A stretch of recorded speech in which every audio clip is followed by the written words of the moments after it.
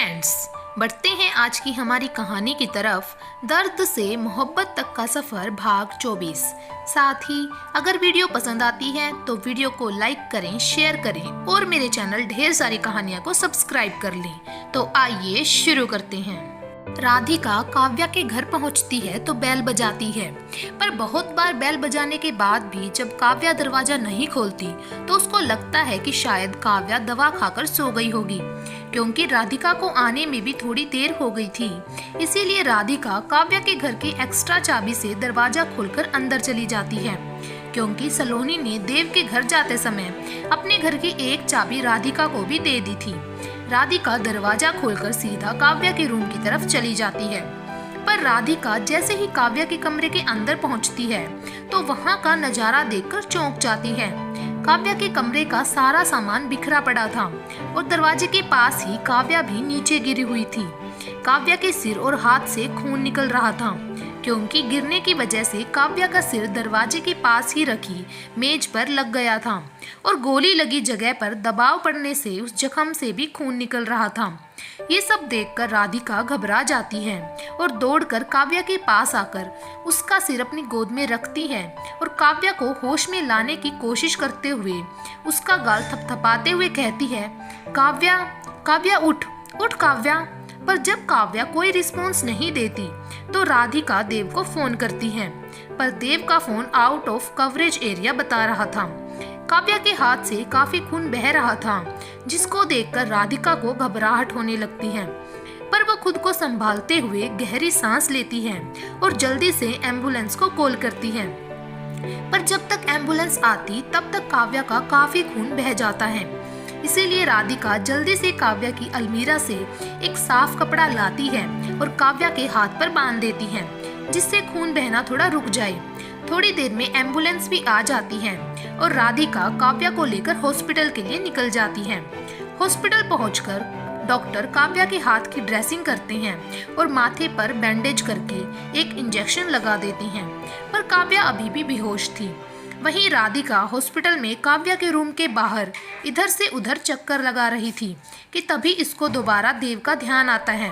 वो फिर से देव को कॉल करती है, पर इस बार देव का फोन लग भी जाता है और देव फोन उठा भी लेता है। फोन पर देव की आवाज सुनते ही राधिका रोने लगती है। राधिका का इस तरह रोना सुनकर देव डर जाता है। हेलो राधिका, क्या हुआ, तुम रो क्यों रही हो? काव्या, काव्या तो ठीक है ना? देव घबराते हुए कहता है। राधिका रोते हुए अभी तक जो हुआ सब देव को बता देती है। देव प्लीज तुम जल्दी आ जाओ, काव्या अभी भी बेहोश है, पता नहीं ये सब कैसे हो गया। मैं तो सिर्फ 15 मिनट ही देरी से पहुंची थी, तो ये सब कैसे हो गया देव? मुझे कुछ समझ नहीं आ रहा है। तुम्हारे जाने के बाद कौन आया और किसने ये सब किया? मुझे कुछ समझ नहीं आ रहा है देव, तुम प्लीज जल्दी आ जाओ देव, प्लीज। राधिका रोते हुए बदआवाज सी बोली जा रही थी। राधिका तुम पहले रोना बंद करो, कुछ नहीं होगा काव्या को, मैं बस 10 मिनट में हॉस्पिटल पहुंचता हूँ, तुम बस काव्या का ध्यान रखो। और राधिका अगर तुम ऐसे कमजोर पड़ोगी तो काव्या को कौन संभालेगा? और तुम घबराओ मत, मैं बस 10 मिनट में हॉस्पिटल पहुंच रहा हूँ, देव राधिका को समझाते हुए कहता है। राधिका अपने आंसू पोंछते हुए कहती है, ठीक है देव, तुम जल्दी आ जाओ, मैं जाकर काव्या को देख कर आती हूँ। देव हाँ कहकर फोन रख देता है। देव ने राधिका को कह दिया था घबराए नहीं, पर ये सब सुनकर वो खुद बहुत घबरा गया था, क्योंकि काव्या को इस हालत में देखना उसके लिए बहुत मुश्किल था। देव जल्दी से अपनी गाड़ी बैक करता है और हॉस्पिटल की ओर निकल जाता है। देव 10 मिनट में हॉस्पिटल पहुंच जाता है, पर राधिका देव को हॉस्पिटल के बाहर ही खड़ी मिलती है। राधिका, तुम काव्या को अंदर अकेले छोड़कर यहाँ क्या कर रही हो? काव्या ठीक तो है ना? देव घबराते हुए कहता है। अभी कोई सवाल मत पूछो देव, बस तुम मेरे साथ अंदर चलो, राधिका देव का हाथ पकड़कर अंदर ले जाते हुए कहती है। पर राधिका बताओ तो सही, मुझे कहाँ ले जा रही हो? काव्या ठीक तो है ना? राधिका बोलो तो। पर राधिका कुछ नहीं बोलती, बस देव का हाथ पकड़कर सीधा अंदर ले जाती है और डॉक्टर के कैबिन का दरवाजा खोलते हुए कहती है, डॉक्टर क्या मैं अंदर आ सकती हूँ? या मिस राधिका आप अंदर आ सकती हैं। Thank you doctor. डॉक्टर ये देव हैं, काव्या के होने वाले पति, आपने जो भी अभी मुझे काव्या के बारे में बताया है वो सब आप इनको भी बता दीजिए, क्योंकि ये सब मुझसे ज्यादा इनका जानना जरूरी है। राधिका की कही ये बात देव की धड़कनें बढ़ाने के लिए काफी थी। देव हैरानी से कभी डॉक्टर को तो कभी राधिका को देखता। Oh hello mister Dev, please have a seat. पर देव तो अभी भी डॉक्टर और राधिका को हैरानी से ही देख रहा था। डॉक्टर देव की हालत समझते हुए कहता है, बैठिए मिस्टर देव, मैं समझ सकता हूँ कि आप अभी कैसा फील कर रहे हैं, पर आप टेंशन मत लीजिए, नथिंग सीरियस। आप पहले बैठिए, मैं आपको सब एक्सप्लेन करता हूँ। डॉक्टर अपने सामने लगी चेयर की ओर इशारा करते हुए कहता है, तो देव बैठ जाता है, पर उसका दिल अभी भी जोरों से धड़क रहा था। देव अपने दोनों हाथों से कुर्सी के हैंडल्स को कस के पकड़ लेता है। डॉक्टर कहना शुरू करता है, मिस्टर देव, जब मिस काव्या को यहाँ लाया गया था तो उनके सिर और हाथ पर काफी चोटें थी। उनके हाथ से काफी खून भी बह गया था, पर तब हमको लगा था कि शायद ज्यादा खून बहने की वजह से वो बेहोश हो गई थी। पर जब वो होश में आई तो वो किसी डर के कारण बुरी तरह से कांप रही थी। वो अभी हमसे बात करने की हालत में भी नहीं है, तो ना चाहते हुए भी हमें उनको नींद का इंजेक्शन लगाना पड़ा, क्योंकि वो बहुत ज्यादा पैनिक कर रही थी। पर बेहोशी की हालत में वो सिर्फ एक नाम ले रही थी, और वो नाम आपका था। शायद आपके साथ वो खुद को सबसे ज्यादा सुरक्षित महसूस करती हैं, इसीलिए सिर्फ आपका ही नाम पुकार रही थी। और मैं भी आपको ये सब सिर्फ इसीलिए बता रहा हूँ क्योंकि शायद आप ही हैं जो उनके इस डर से उनको निकालने में हमारी मदद कर सकते हैं, क्योंकि अगर ये डर उनके दिमाग में अभी नहीं निकाला गया तो शायद फिर कभी ना निकल पाए। मिस राधिका भी अपनी पूरी कोशिश करके देख चुकी हैं, पर वो कुछ सुनने को तैयार नहीं है। देखिए मिस्टर देव, हम सिर्फ दवाइयाँ दे सकते हैं या उनको समझा सकते हैं, और शायद उससे वो काफी हद तक ठीक भी हो जाए, पर वो ठीक होना सिर्फ शरीर से होगा, दिमाग से नहीं। और अगर आप चाहते हैं कि वो दिलो दिमाग से बिल्कुल ठीक हो तो दवा के साथ साथ आपको उनके लिए एक ऐसा एनवायरनमेंट बनाना होगा जहां वो खुश रहे, अपनों के साथ रहे, जिससे वो अपना डर भूल पाए। और आपकी मदद करने के लिए तो हम हैं ही, पर सबसे पहले आप उनसे जाकर मिलिए और बिल्कुल नॉर्मल होकर, जैसे आपको कुछ पता ही नहीं है।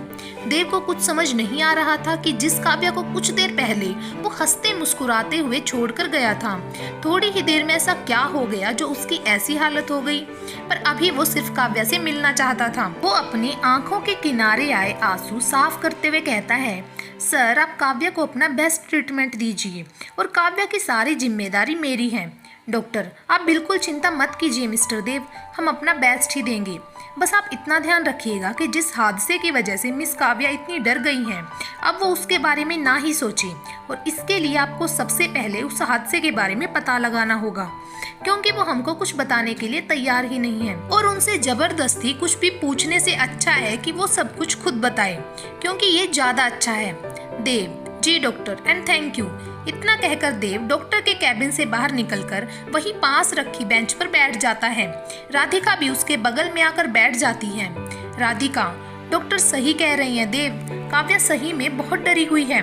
जब मैं उससे मिलने अंदर गई तो वो किसी को अपने से दूर हटने के लिए बोलकर जोर जोर से चिल्ला रही थी, और मैं जैसे ही उसके पास गई तो मुझसे लिपटकर फूट फूट कर रोने लगी। मैंने बहुत कोशिश की उससे जानने की कि क्या बात है, पर वो बस रोई जा रही थी और बस तुम्हारा नाम ले रही थी। तभी मैं तुमको काव्या के पास ले जाने से पहले डॉक्टर के पास लेकर गई, क्योंकि सब कुछ जाने बिना अगर तुम काव्या के पास जाते तो तुम उसे उस हालत में देख नहीं पाते। मुझे काव्या के पास ले चलो राधिका। कुछ देर शांत रहने के बाद देव सिर्फ इतना ही बोल पाता है। राधिका देव को लेकर काव्या के रूम की ओर ले जाती है। काव्या आंख बंद करके लेटी हुई थी, उसके हाथ और माथे पर पट्टी बंधी हुई थी। काव्या के चेहरे पर कोई भाव नहीं थे। देव काव्या के बेड के पास आकर उसके सिर पर हाथ फेरता है तो काव्या चौंक कर उठ जाती है और लगभग चिल्लाते हुए कहती है, दूर रहो मुझसे, मेरे पास मत आना, मैं मार दूंगी तुमको, दूर रहो मुझसे, मुझे छूने की कोशिश भी मत करना। झटके से उठने की वजह से काव्या हाथ के दर्द की वजह से करहा जाती है। आंसू तो उसकी आंखों से लगातार बहे ही जा रहे थे। काव्या को इस तरह देखकर राधिका और देव दोनों की ही आंखों में आंसू थे।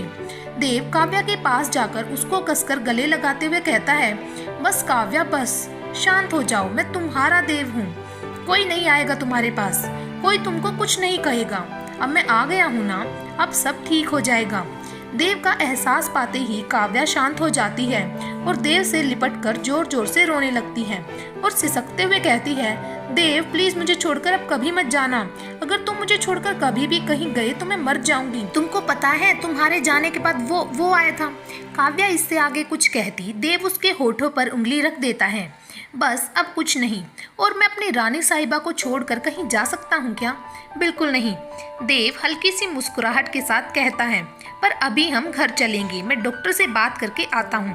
तब तक राधिका तुम्हारे साथ है और अब बिल्कुल रोना नहीं है। देव बाहर जाने को मुड़ता है तो काव्या उसका हाथ पकड़ लेती है और अपनी आंसुओं से भरी आंखों से ना में सिर हिला देती है। देव काव्या के आंसू पोंछकर काव्या का चेहरा अपने हाथों में लेते हुए कहता है, भरोसा है ना मुझ पर काव्या? तो अब ये आंसू नहीं, मैं अभी डॉक्टर से मिलकर आता हूँ, फिर हम घर चलेंगे, ओके? काव्या हाँ में सिर हिला देती है और राधिका काव्या के पास आकर बैठ जाती है।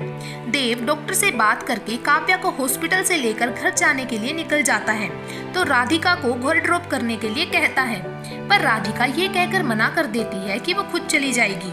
राधिका देव को काव्या का ध्यान रखने को कहती है और काव्या को गले लगाकर बाय बोलती है और वहां से अपने घर के लिए निकल जाती है। काव्या गाड़ी में देव के कंधे पर सिर रखकर देव के हाथ को कसकर पकड़े आंखें बंद किए बैठी थी, जैसे अगर उसने देव का हाथ छोड़ दिया तो कोई उसे देव से खींचकर दूर ले जाएगा। आज काव्या को इस तरह देखकर देव को भी डर लग रहा था, क्योंकि इससे पहले भी काव्या की लाइफ में बहुत सी परेशानियां आई थी, पर उसने कभी ऐसा बिहेव नहीं किया था कि तभी देव गाड़ी के ब्रेक लगाता है तो काव्या की आंखें खुल जाती हैं और वो बाहर हैरानी से देखते हुए कहती है, देव आप मुझे यहाँ क्यों लाए हो? आपने तो घर चलने के लिए कहा था ना। क्यों, ये तुम्हारा घर नहीं है? या लगता है तुम इसको अपना घर समझती ही नहीं हो? नहीं नहीं देव, आप मुझे गलत समझ रहे हो, मेरे कहने का वो मतलब नहीं था। काव्या थोड़ा सकुचाते हुए कहती है, तो आपका क्या मतलब है रानी साहिबा कि ये सिर्फ मेरा घर है, आपका नहीं? देव मुस्कुराते हुए कहता है, मैंने ऐसा तो नहीं कहा। तो ठीक है, आज से तुम जब तक पूरी तरह ठीक नहीं हो जाती तुम यहीं रहोगी हमारे साथ, और फिर कुछ दिनों बाद तुमको हमेशा के लिए यहाँ आना ही है, और अब इस बारे में कोई बहस नहीं होगी। जब तक तुम पूरी तरह ठीक नहीं हो जाती तब तक तुम यहीं रहोगी, और इसके आगे मैं कुछ सुनना नहीं चाहता। देव काव्या को गाड़ी से नीचे उतारकर घर के अंदर ले जाते हुए कहता है, देव काव्या को अपने घर ले आया था क्योंकि यहाँ पूरे परिवार के साथ रहकर काव्या के लिए उन सब बातों को भूलना आसान होता जो बातें उसे डरा रही थी। पर देव के लिए सबसे बड़ी चुनौती ये जानना था कि आज सुबह काव्या के साथ ऐसा क्या हुआ था जिसने काव्या को इस हद तक डरा दिया था, क्योंकि जब तक काव्या बिना डरे सब कुछ नहीं बताएगी तब तक वो अपने डर को अपने दिमाग से नहीं निकाल सकती थी। देव काव्या को घर के अंदर लाता है तो सरिता जी काव्या को देखकर खुश हो जाती हैं और काव्या को गले लगाते हुए कहती हैं, काव्या कैसी हो बेटा, और तबीयत कैसी अब तुम्हारी? काव्या सरिता जी के पैर छूकर धीमी आवाज में बोलती है, मैं ठीक हूँ माँ, आप कैसे हो? मैं भी अच्छी हूँ, पर तुम्हारा ये चेहरा इतना मुरझाया हुआ क्यों है? सरिता जी काव्या को देखकर परेशान होते हुए कहती हैं। काव्या कुछ कहती तब तक सलोनी काव्या को देख लेती है और दौड़ते हुए काव्या के पास आकर काव्या को गले लगा लेती है। सोना दी, आप यहाँ? आपको पता है मैंने आपको कितना मिस किया। कैसे हो आप दी? आप आज यहाँ मुझसे मिलने आए हो ना? आज आपको देखकर आपको पता है मैं कितना खुश हूँ आपसे मुझे। अरे बस बस सलोनी, सारी बातें यहीं खड़े खड़े कर लोगी क्या? और वैसे भी अब तुम्हारी दी कुछ दिन यहीं तुम्हारे साथ रहेगी, तो चाहे जितनी बातें करना, अभी तुम उनको अपने रूम में ले जाओ, तब तक मैं काव्या के लिए रूम रेडी करवाता हूँ। देव सलोनी को बीच में टोकते हुए कहता है, सच्ची दी आप यहीं रहोगे? चलो दी, मैं आपको रूम में लेकर चलती हूँ, आपसे बहुत सारी बातें भी तो करनी है मुझे। सलोनी खुश होते हुए कहती है। काव्या एक बार देव की ओर देखती है, फिर सलोनी के साथ चली जाती है। सरिता जी बहुत देर से सब कुछ देख रही थी, पर वो कुछ समझ नहीं पा रही थी कि ये सब क्या हो रहा है। देव वहाँ से जाने लगता है तो सरिता जी देव को रोकते हुए कहती है, देव रुक, क्या हुआ है काव्या को? सरिता जी गंभीरता से बोलती हैं, काव्या को कुछ नहीं, ठीक तो है काव्या? अच्छा, काव्या अचानक से यहाँ रहने आ गई, इसलिए आपको ऐसा लग रहा होगा कि काव्या ठीक नहीं है। पर नहीं माँ, वो तो काव्या मुझसे कहने लगी कि उसको सलोनी की बहुत याद आ रही है, तो मैंने ही उसको फोर्स किया कि वो यहाँ आए। देव हड़बड़ाते हुए कहता है, क्योंकि वो सरिता जी को कुछ भी बताकर परेशान नहीं करना चाहता था। सरिता जी देव के सामने आकर खड़ी होती हैं तो देव अपनी नजरें चुराने लगता है। देव यूं नजरें चुराने से सच नहीं बदल जाएगा। क्या हुआ है काव्या को? अब ये तो कहना मत कि काव्या सलोनी की वजह से यहाँ आई है, क्योंकि जो लड़की अपने साथ इतना कुछ हो जाने के बाद भी यहाँ आकर रहने को तैयार नहीं थी, वो सिर्फ सलोनी की याद आने पर यहाँ आने को तैयार हो जाए, और वो भी तब जब उसने सलोनी को खुद यहाँ भेजा था। मुझे सब सच जानना है देव, क्योंकि काव्या के चेहरे को देखकर मैं इतना तो समझ गई हूँ कि काव्या को कुछ तो हुआ है, सरिता जी गंभीरता से कहती हैं। देव सरिता जी को सब कुछ बता देता है, क्योंकि अगर अब वो कुछ छिपाने की भी कोशिश करता तो भी सरिता जी से नहीं छिप पाता। माँ, काव्या को हमें हर समय किसी न किसी चीज में उलझाए रखना है, जिससे वो उन सब बातों को याद ही ना करे जो उसे तकलीफ देती हैं। और आज सुबह जो भी उसके साथ हुआ वो मैं पता लगा ही लूंगा। बस आप सबको मेरा साथ देना होगा। तो चिंता मत कर बेटा, मैं अपनी बेटी का पूरा ध्यान रखूंगी, उसको एक मिनट भी अपनी नजरों से दूर नहीं होने दूंगी। पर देव, काव्या के साथ ये सब किया किसने? वही तो पता लगाना है माँ। देव कुछ सोचते हुए कहता है, पर माँ आप अभी काव्या का ध्यान रखना, मुझे किसी काम से बाहर जाना है, बस आप काव्या को अकेला मत छोड़ना। तू जा और फिक्र मत कर, अब काव्या के साथ उसकी माँ है जो उसका पूरा ध्यान रखेगी। सरिता जी देव को आश्वस्त करते हुए कहती हैं। सलोनी अपने रूम में बैठकर काव्या से बातें कर रही थी, पर काव्या तो बस हाँ हूँ में ही उसकी बातों का जवाब दे रही थी कि तभी सरिता जी हाथ में एक ट्रे लिए सलोनी के रूम में आती हैं और ट्रे टेबल पर रखते हुए कहती है, क्या बातें हो रही हैं दोनों बहनों में? अच्छा, अब ये बातें बाद में करना, पहले दोनों कुछ खा लो। सलोनी ने भी स्कूल से आकर कुछ नहीं खाया है, और काव्या, देव कह रहा था तुमने भी सुबह से कुछ नहीं खाया है, तो दोनों जल्दी से खाना खाओ। और फिर देव, मुझे काव्या तुम्हारी दवाइयाँ देकर गया है, तो जल्दी से खाना खाओ और फिर दवाई खाकर आराम करो। देव यहाँ नहीं है, ये जानकर काव्या बेचैन हो जाती है। सरिता जी काव्या की बेचैनी भांप लेती हैं और काव्या का हाथ अपने हाथों में लेते हुए कहती हैं, देव जल्दी ही आ जाएगा, और तब तक हूँ ना मैं तुम्हारे साथ, तो तुम जल्दी से खाना खाओ और दवा लेकर आराम करो, मैं यही हूँ तुम्हारे पास। सरिता जी रोटी का एक टुकड़ा तोड़कर काव्या के मुंह के पास लाते हुए कहती हैं। सरिता जी के इतना प्यार से खाना खिलाने पर काव्या की आंखें नम हो जाती हैं और वो खाना खा लेती हैं। खाना खाकर काव्या दवाई खाती है और थोड़ी ही देर में काव्या को नींद भी आ जाती है। काव्या के सोने के बाद सरिता जी काव्या को कंबल उड़ा देती हैं और फिर सरिता जी और सलोनी दोनों रूम के बाहर आ जाते हैं। शाम के 8 बज जाते हैं। काव्या अभी भी सोई हुई थी। देव भी अभी तक नहीं आया था। सरिता जी भी काव्या को सोने देती हैं। सरिता जी सलोनी और विक्की को खाना परोस देती हैं, क्योंकि महेश जी तो ऑफिस के काम से 2 दिन के लिए बाहर गए हुए थे। विक्की और सलोनी भी खाना खा रहे होते हैं कि तभी काव्या उठकर नीचे आकर सरिता जी से कहती है, माँ आपने मुझे उठाया क्यों नहीं? मैं तो कब से सो रही थी, आप मुझे उठा देते।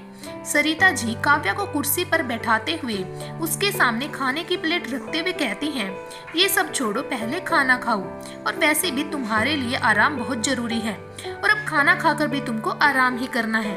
मैंने तुम्हारे लिए रूम रेडी करवा दिया है, क्योंकि सलोनी अपने एग्जाम की वजह से देर रात तक पढ़ती रहती है, तो तुमको परेशानी होती, इसीलिए अब तुम अपने रूम में ही आराम करना। पर माँ अभी मेरा खाने का बिल्कुल मन नहीं है, मैं बाद में खा लूंगी। काव्या चारों तरफ देखती है पर उसे देव नहीं दिखता। काव्या को इस तरह इधर उधर देखता पाकर सरिता जी समझ जाती हैं कि काव्या देव को ढूंढ रही है। सरिता जी काव्या के सिर पर हाथ फेरते हुए मुस्कुराते हुए कहती हैं, तुम खाना खाओ काव्या, तुमको फिर दवा भी लेनी है, और देव भी थोड़ी देर में आता होगा, तुम परेशान मत हो। काव्या थोड़ा सा झेप जाती है और बिना कुछ कहे खाना खाने लगती है। सलोनी का खाना हो गया था। वो काव्या को गले लगाकर गुड नाइट बोलती है और पढ़ने के लिए अपने रूम में चली जाती है। काव्या भी अपना खाना खत्म करती है और दवा खाकर अपने रूम में आराम करने चली जाती है। यहाँ सबके साथ काव्या अब थोड़ा अच्छा फील कर रही थी। सरिता जी भी अपना सारा काम निपटाकर अपने रूम में चली जाती हैं, पर काव्या को नींद नहीं आ रही थी। वो अपने कमरे की खिड़की पर खड़े होकर आंखें बंद किए बाहर से आती हवाओं को अपने चेहरे पर महसूस कर रही थी कि तभी काव्या को बाहर कुछ गिरने की आवाज आती है। वो आवाज सुनकर डर के कारण काव्या का दिल जोरों से धड़कने लगता है, पर फिर काव्या अपनी सारी हिम्मत जुटाकर अपने कमरे का दरवाजा खोलकर बाहर की तरफ देखती है, पर वहाँ कोई नहीं था। वो धीमे धीमे कदमों से नीचे की ओर जाती है, पर नीचे भी कोई नहीं था। कि तभी उसकी नज़र सलोनी के रूम पर पड़ती है, जहाँ की लाइट अभी भी खुली थी, जिसको देखकर काव्या के चेहरे पर हल्की सी मुस्कुराहट आ जाती है। वो सलोनी के रूम का दरवाजा खोलकर अंदर जाती है तो सलोनी अभी भी पढ़ रही थी।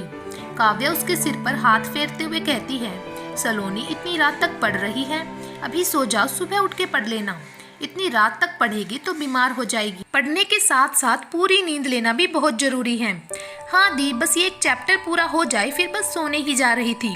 पर आप अभी तक क्यों नहीं सोए? मैं तो सो गई थी, बस प्यास लगी तो देखा रूम में पानी नहीं था, तो बस वही लेने आई थी। बस अब सोने ही जा रही हूँ, तो भी जल्दी सो जाना। गुड नाइट, काव्या हड़बड़ाते हुए कहती है और वहाँ से चली जाती है। पर नींद तो काव्या को अभी भी नहीं आ रही थी। तो काव्या बाहर जाकर गार्डन में लगी चेयर पर अपने पैरों को मोड़कर अपने घुटनों पर सिर रखकर बैठ जाती है और वहीं बैठे बैठे कब काव्या की आंख लग जाती है उसको पता ही नहीं चलता। रात के 1 बज रहे थे कि तभी देव घर पहुंचता है तो उसको गार्डन में कोई बैठा दिखता है। देव उसी ओर चला जाता है, पर वहाँ काव्या को इस तरह बैठा देख देव के चेहरे पर मुस्कान आ जाती है। वो काव्या के सिर पर हाथ फेरता है तो काव्या चौंक कर उठ जाती है। मैं हूँ काव्या, मैं देव, तुम चौंक क्यों गई? नहीं, वो मुझे लगा कि, काव्या अपना सिर पकड़ते हुए कहती है, जो झटके से उठने की वजह से अभी भी छन्ना आ गया था। क्या लगा तुम्हें काव्या? देव काव्या का दिल टटोलते हुए कहता है, कोई नहीं, पहले तुम ये बताओ कि तुम दिन से कहाँ गायब हो गए थे और अभी भी इतनी देर से आए हो। मेरा छोड़ो, पहले ये बताओ तुमने खाना खाया, अपनी दवाइयाँ ली, और इस वक्त तो तुमको आराम करना चाहिए था ना, तो तुम इतनी रात को यहाँ क्या कर रही हो? हाँ, माँ ने मुझे खाना भी खिला दिया और दवा भी, पर मुझे फिर भी नींद नहीं आ रही थी और कमरे में मेरा मन नहीं लग रहा था, तो मैं यहाँ खुली हवा में आकर बैठ गई। काव्या उठो, हमें कहीं जाना है। देव काव्या का हाथ पकड़कर उसको कुर्सी से उठाते हुए कहता है, कहाँ जाना है देव, ये तो बताओ, वो भी इतना अचानक? यार, तुम सवाल बहुत करती हो। तुम चुपचाप चल रही हो या मैं तुमको गोद में उठाकर ले जाऊं? देव थोड़ा आगे बढ़ते हुए कहता है, ओके ओके ठीक है, चलती हूँ, मैं पैदल ही चलती हूँ। काव्या थोड़ा पीछे होते हुए कहती है। काव्या की इस हरकत पर देव को हंसी आ जाती है। देव काव्या को अपने घर के टेरेस पर लेकर जाता है। देव जैसे ही वहाँ का दरवाजा खोलता है, काव्या वहाँ का नजारा देखकर हैरान रह जाती है और उसके चेहरे पर खुद ही एक प्यारी सी मुस्कुराहट आ जाती है, क्योंकि पूरे टेरेस पर चारों ओर से फूल ही फूल लगे हुए थे। नीचे पूरी जमीन पर हरी घास और बीचों बीच लगा एक प्यारा सा झूला। वहाँ हर तरह के फूल थे, इतने फूल कि शायद कुछ तो काव्या आज पहली बार ही देख रही थी। काव्या वहाँ लगे सारे फूलों को छू छू कर देखने लगती है। इतना खूबसूरत नज़ारा देखकर काव्या के चेहरे पर मुस्कुराहट जाने का नाम ही नहीं ले रही थी और काव्या से थोड़ा दूर खड़ा देव उसको देखकर प्यार से मुस्कुरा रहा था कि तभी देव काव्या के पास आकर उसको सामने देखने को कहता है। सामने का नज़ारा देखकर काव्या का मुंह खुला का खुला रह जाता है। वहाँ से पूरी मुंबई इतनी खूबसूरत दिख रही थी जितना कभी काव्या ने सोचा भी नहीं था। वहाँ शांति में समुद्र से आती पानी की लहरों की आवाज एक अलग ही सुकून दे रही थी। फिर देव काव्या को पीछे ले जाकर झूले पर बैठाता है और खुद भी उसके बगल में बैठकर सामने की तरफ इशारा करते हुए कहता है, काव्या, ये सामने लगे हुए सारे फूलों के पौधे देख रही हो? ये सिर्फ पौधे नहीं हैं, बल्कि मेरा डर, मेरी परेशानियां और मेरी तकलीफें हैं। काव्या ये सुनकर हैरानी से देव को देखने लगती है। देव काव्या को अपनी तरफ इस तरह देखता हुआ पाकर मुस्कुराते हुए कहता है, क्या हुआ, नहीं समझी ना? चलो मैं बताता हूँ। देव सोचते हुए कहता है, जब मैं शायद 10 या 12 साल का था तो माँ और पापा एक फैमिली फंक्शन में गए थे। मेरा और विक्की का अगले दिन एग्जाम था तो दादू हमारे पास ही रुक गए थे। हमारा स्टोर रूम मेन हॉल से थोड़ा दूर था। मुझे कुछ सामान की ज़रूरत पड़ी तो मैं अकेले ही उसे वहाँ लेने चला गया, पर मैं जैसे ही अंदर गया वहाँ का दरवाज़ा खुद ही लॉक हो गया, क्योंकि मुझे पता नहीं था कि उस दरवाजे का लॉक खराब है। वहाँ बिल्कुल अंधेरा था। मैं वहाँ 5 घंटे बंद रहा, रोता रहा, चिल्लाता रहा, पर किसी ने मेरी आवाज़ नहीं सुनी। उसके बाद मैं बेहोश हो गया। मुझे नहीं पता मैं वहाँ से कैसे निकला। जब मेरी आँख खुली तो मैं माँ की गोद में सिर रखे लेटा हुआ था। माँ को देखते ही मैं उनसे लिपट कर जोर जोर से रोने लगा। माँ ने मुझे बहुत समझाया, पर मैं उस हादसे से इतना डर गया था कि अगर रूम में थोड़ा सा भी अंधेरा होता तो मैं जोर जोर से रोने लगता, चिल्लाने लगता। मुझे बहुत से डॉक्टर्स को दिखाया, पर सबने यही कहा कि मेरे अंदर अंधेरे का डर बैठ गया है। और जब तक मेरे अंदर से वो डर नहीं निकलेगा मैं ऐसा ही रहूंगा। मैं हमेशा सहमा रहता और मुझे देखकर माँ और पापा बहुत परेशान हो जाते। फिर एक दिन माँ मेरे पास आई और मुझे अपने साथ यहाँ लेकर आई। यहाँ उन्होंने मेरे हाथ में एक पेन और पेपर दिया और मुझे कहा कि मुझे उस दिन जो भी महसूस हुआ था वो सब इस पर लिख दे। मैंने भी माँ की बात मानकर सब कुछ उस पेपर पर लिख दिया। फिर माँ ने मुझे मिट्टी से भरा हुआ एक गमला दिया और वो चिट उस मिट्टी में दबाने के लिए कहा। मैंने ऐसा ही किया।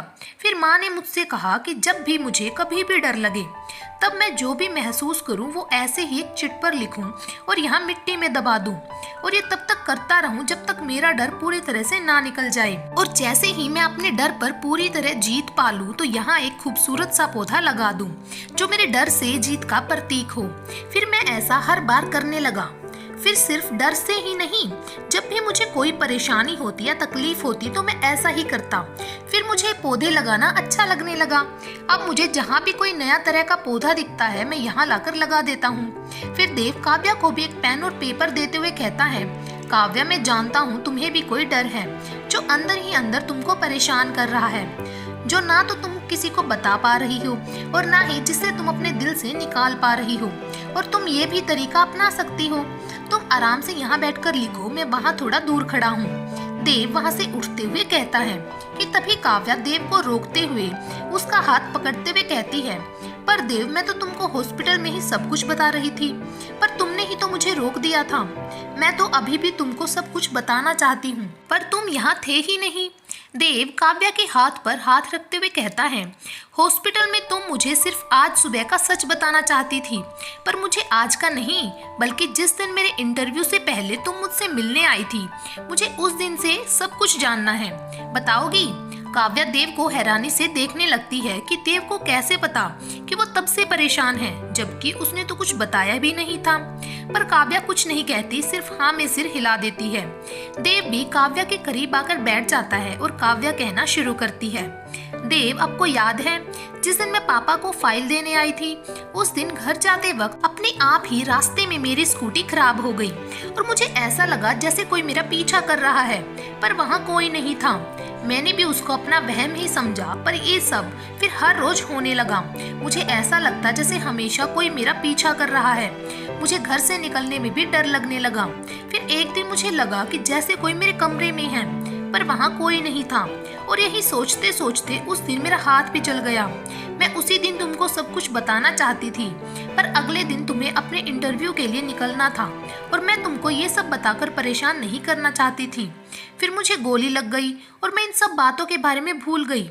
पर फिर आज सुबह इतना कहते कहते काव्या की आवाज कांपने लगती है। देव काव्या का हाथ अपने हाथों में लेते हुए कहता है, डरो मत काव्या, बोलो, तुमको अपने इसी डर पर ही तो काबू पाना है। मैं हूँ तुम्हारे साथ, तुम बोलो क्या हुआ था आज सुबह। काव्या गहरी सांस लेते हुए कहती है, आज सुबह जब तुम घर से गए तो मैं भी अपनी दवाइयाँ लेकर आराम करने अपने रूम में चली गई, क्योंकि राधिका को आने में भी देर थी और उसके पास घर की चाबियां भी थी। तो मैं आराम से अपने रूम में आकर सो गई कि कुछ देर बाद मुझे अपने बालों में किसी की उंगलियां महसूस हुई। मुझे लगा कि शायद तुम वापस आ गई, पर मैंने जैसे ही अपनी आंखें खोली तो मेरे सामने आकाश बैठा था। इतना कहते ही काव्या कांपने लगती है। देव काव्या का हाथ कसकर पकड़ लेता है, पर उसकी आंखें गुस्से से लाल थी। काव्या फिर बोलना शुरू करती है, देव तुमको पता है कि कुछ दिनों से जो भी मेरे साथ हो रहा था ये सब आकाश ही कर रहा था। वो मुझे देखने हॉस्पिटल भी आया था और वो मुझे कह रहा था कि वो मुझे प्यार करता है और मुझे अपने साथ ले जाएगा। उसकी बातों में एक पागलपन था। वो मेरे करीब आने की कोशिश कर रहा था, मुझे जबरदस्ती छूने की कोशिश कर रहा था, मुझे जान जान कह रहा था। उसकी बातें मेरे कानों में चुभ रही थी। देव, उसका मेरे करीब आना मुझे खुद से नफरत करने पर मजबूर कर रहा था। मैं उसकी इन सब हरकतों के लिए उसको खींचकर थप्पड़ मारना चाहती थी देव, पर पता नहीं क्यों नहीं मार पाई। गुस्से से काव्या की आवाज कांपने लगती है, पर काव्या की आंखों से लगातार आंसू बह रहे थे। देव काव्या को अपने गले लगाकर शांत करते हुए कहता है, तुम चिंता मत करो, उसको सजा देने का मौका मैं तुमको दूंगा। तब जितना मारना चाहो उतना मार लेना, अब तुम उस बारे में कुछ नहीं सोचोगी।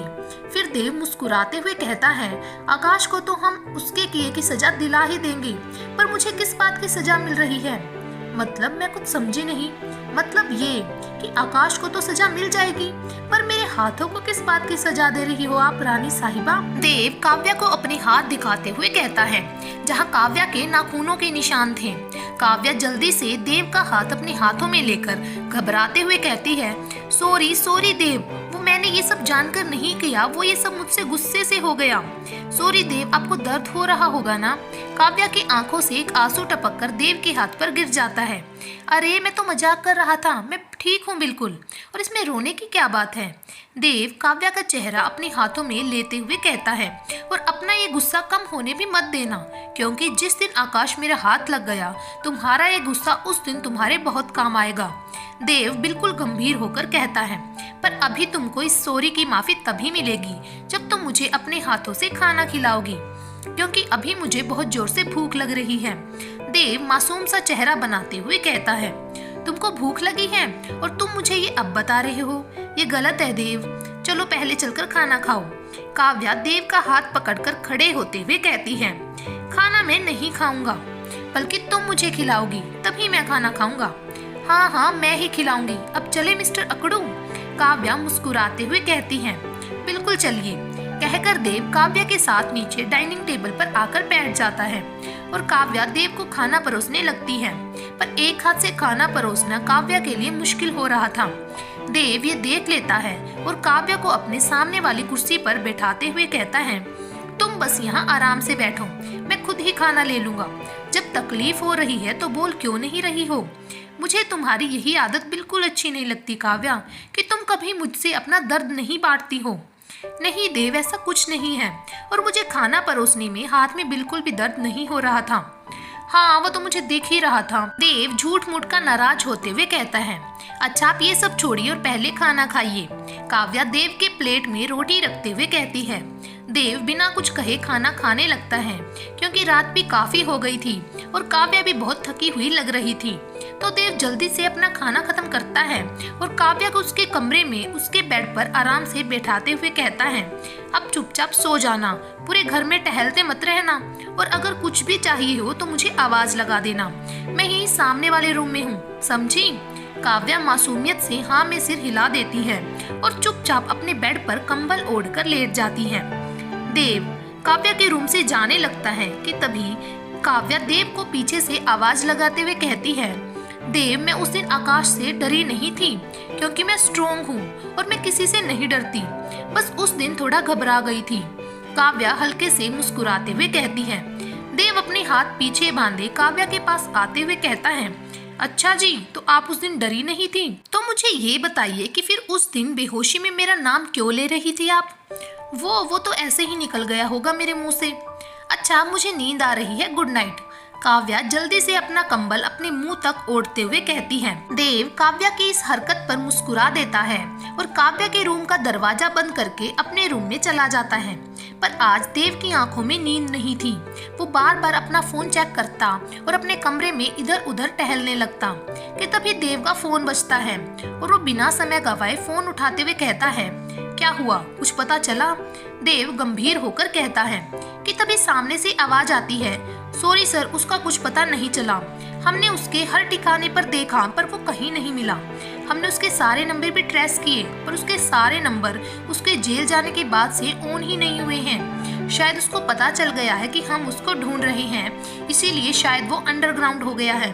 पर आप चिंता मत कीजिए सर, वो ज्यादा दिन हमसे बच नहीं पाएगा, बहुत जल्द वो हमारी गिरफ्त में होगा। ठीक है, पर जैसे ही उसके बारे में कोई छोटी सी भी तुमको लीड मिले तुम सबसे पहले मुझे बताओगे।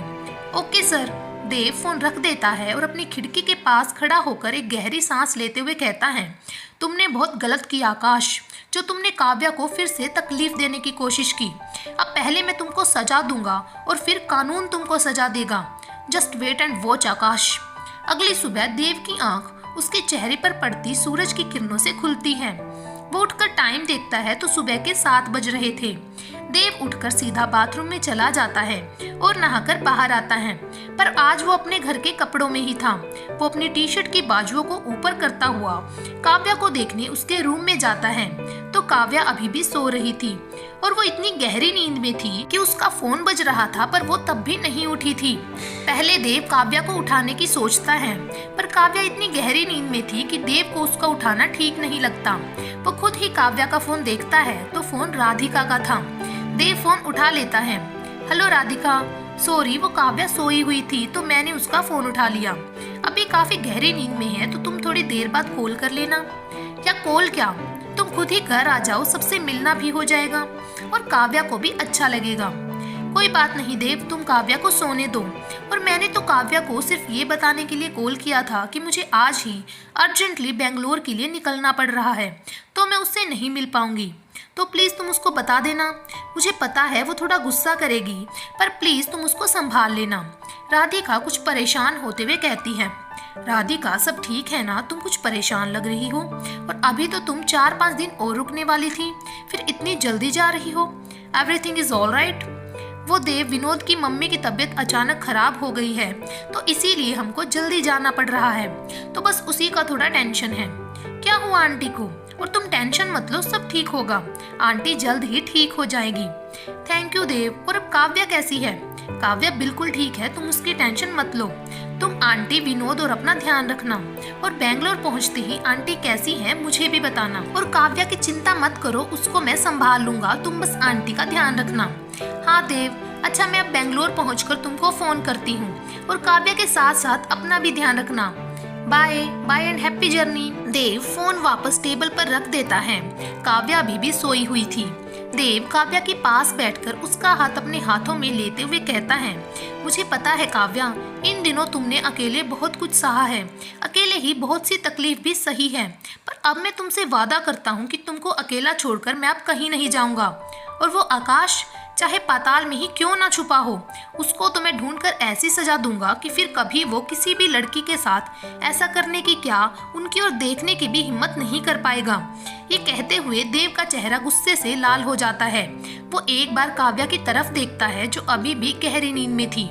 देव काव्या के कमरे से बाहर चला जाता है। जैसे ही देव काव्या के रूम से बाहर निकलता है तो सलोनी काव्या के रूम के पास खड़ी किसी सोच में डूबी हुई थी। देव पीछे से जाकर सलोनी के कंधे पर हाथ रखता है तो सलोनी चौंक जाती है। क्या हुआ सलोनी, यहाँ ऐसे क्यों खड़ी हो और अभी तक स्कूल के लिए भी तैयार नहीं हुई? कोई परेशानी है क्या? जीजू, आपसे एक बात पूछूं, आप सच्ची सच्ची बताओगे? सलोनी कुछ सोचते हुए कहती है। हाँ हाँ बिल्कुल पूछो। देव मुस्कुराते हुए कहता है।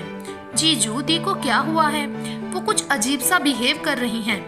कल भी वो जैसे मेरी बातें सुन ही नहीं रही थी, बस हाँ हूँ में ही मेरी बातों का जवाब दे रही थी, मुझसे ज्यादा बोल भी नहीं रही थी। कल तो उन्होंने मुझे गले भी नहीं लगाया। सलोनी उदास होते हुए कहती है। देव सलोनी के सिर पर हल्की सी चपत लगाकर मुस्कुराते हुए कहता है, तुम दोनों बहनों ने क्या ज्यादा सोचने का ठेका ले रखा है? ऐसा कुछ नहीं है सलोनी, काव्या बिल्कुल ठीक है और कल उसके हाथ में थोड़ा ज्यादा दर्द था ना, तो डॉक्टर ने उसको पेन किलर का इंजेक्शन दिया था, इसलिए उसकी वजह से वो थोड़ा नींद में थी। तुमने देखा नहीं थोड़ी ही देर में कितनी गहरी नींद में सो गई थी? देव सलोनी से झूठ बोल देता है। हाँ सो तो गई थी, पर दी सच में ठीक है ना? क्यों, तुमको मेरी बात पर भरोसा नहीं है? नहीं नहीं जीजू, सबसे ज्यादा भरोसा तो आप पर ही है और दी का ख्याल आपसे अच्छे से कोई रख भी नहीं सकता। सलोनी मुस्कुराते हुए कहती है। तो अब जल्दी से स्कूल के लिए रेडी हो जाओ, वरना एग्जाम के लिए लेट हो जाओगी, और अगर तुम लेट हुई तो तुम्हारा एग्जाम खराब हो जाएगा और फिर कल की भी सारी बातें डांट के रूप में तुमको आज ही मिल जाएगी। देव हंसते हुए कहता है। देव की बात सुनकर सलोनी भी हंसने लगती है और तैयार होने अपने रूम में चली जाती हैं। इसी तरह हंसी खुशी धीरे धीरे समय बीतने लगता है। काव्या भी पहले से बेहतर महसूस करने लगी थी। इसके हाथ का जख्म भी अब लगभग भर गया था। सरिता जी काव्या का बिल्कुल माँ की तरह ध्यान रखती थी। देव अभी भी आकाश को ही खोजने में लगा हुआ था, पर उसका कुछ पता नहीं चल पा रहा था। पर इस बारे में वो काव्या से कोई बात नहीं करता था, बस काव्या को हमेशा खुश रखने की कोशिश करता। काव्या भी देव के साथ फिर से खुलकर हंसने लगी थी। हर शाम दोनों उस झूले पर बैठकर घंटों अपने भविष्य के सपने देखते, पर किस्मत ने भविष्य में उनके लिए क्या लिखा था, इस बात से दोनों ही अनजान थे। सलोनी के एग्जाम भी खत्म हो गए थे। काव्या भी पूरी तरह से ठीक हो चुकी थी, पर अब वो सरिता जी से अपने घर जाने की इजाजत मांगती हैं। तो सरिता जी उसको कुछ दिन और अपने साथ रहने के लिए कहती हैं। तो काव्या सरिता जी को मना नहीं कर पाती और कुछ दिन उनके पास रुकने को तैयार हो जाती हैं। एक शाम काव्या और सरिता जी दोनों साथ बैठे चाय पी रहे थे, पर काव्या की नजर दरवाजे पर थी, क्योंकि आज सुबह से ही देव घर पर नहीं था। काव्या सरिता जी से देव के बारे में पूछना चाहती थी, पर उसको बिना किसी वजह देव के बारे में पूछना अजीब लग रहा था। वो चुपचाप चाय पीने लगती है कि तभी सरिता जी अपनी चाय खत्म करते हुए कहती हैं, काव्या तुम सलोनी के साथ थोड़ा बाहर घूम आओ, इतने दिनों से घर में ही हो। शाम हो गई है, महेश जी का भी ऑफिस से आने का समय हो गया है, तो मैं खाने की तैयारियां देखकर आती हूँ। तुम यहाँ अकेले बैठे बैठे बोर हो जाओगी, थोड़ा बाहर जाओगी तो तुमको भी अच्छा लगेगा। काव्या सरिता जी का हाथ पकड़ते हुए कहती है, माँ मैं बिल्कुल ठीक हूँ और आज आप बैठेंगी और मैं आप सबके लिए खाना बनाऊंगी। पर बेटा पर कुछ नहीं, आज मैं आपकी कोई बात नहीं मानूंगी। आज का खाना मैं ही बनाऊंगी और आप सिर्फ बैठकर देखेंगी। सरिता जी मुस्कुराते हुए काव्या के सिर पर हाथ फेरते हुए कहती हैं, अब मेरी बेटी इतने हक से कुछ कहेगी तो मैं कैसे मना कर सकती हूँ। सरिता जी की बात सुनकर काव्या भी मुस्कुरा देती है और किचन की ओर चली जाती है। थोड़ी देर में काव्या सारा खाना तैयार करके डाइनिंग टेबल पर लगा देती है। सब काव्या के बनाए खाने की खूब तारीफ कर रहे थे, पर काव्या की नजरें तो अभी भी दरवाजे पर ही थी, क्योंकि जिसके मुंह से वो अपने खाने की तारीफ सुनने के लिए बेताब थी वो तो अभी तक आया ही नहीं था। सब खाना खाकर अपने अपने रूम में चले जाते हैं। रात के 10:30 बज गए थे, पर अब भी देव का कुछ अता पता नहीं था। देव काव्या का फोन भी नहीं उठा रहा था। अब काव्या को देव की फिक्र होने लगी थी। वो अब सरिता जी से ही देव के बारे में पूछने का सोचती है। काव्या सरिता जी के पास जाकर थोड़ा झिझकते हुए कहती है, माँ वो देव सुबह से घर नहीं आए हैं, आपको कुछ बताया है कि कब तक आएंगे? अरे हाँ सॉरी बेटा, मैं तुमको बताना ही भूल गई। वो देव मुझे बोलकर भी गया था कि मैं तुमको बता दूं कि देव आज घर नहीं आएगा। महेश जी ने उसको किसी काम से भेजा है, तो शायद कल शाम तक ही आ पाएगा देव। सॉरी बेटा, मैं तुमको बताना भूल गई। ये सुनकर काव्या मायूस हो जाती है। कोई बात नहीं माँ, इतनी सी बात के लिए आप सॉरी क्यों कह रहे हो? अच्छा अब आज तूने बहुत काम किया है तो अब जाकर आराम कर, यहाँ सब मैं देख लूंगी। जी माँ, कहकर काव्या अपने रूम में चली जाती है। पर ये सुनकर कि देव कल शाम आएगा, काव्या का दिल उदास हो गया था। आज थके होने की वजह से थोड़ी ही देर में काव्या की आंख लग जाती है। रात के 11:30 बज रहे थे कि तभी काव्या के रूम का दरवाजा खुलता है और एक साया अंदर की ओर आते हुए धीरे धीरे काव्या के बेड के करीब आने लगता है और काव्या के कान के पास आकर धीरे से बोलता है, शायद कोई आज मुझे बहुत याद कर रहा था। इतना याद कि उनकी नजरें दरवाजे से हट ही नहीं रही थी।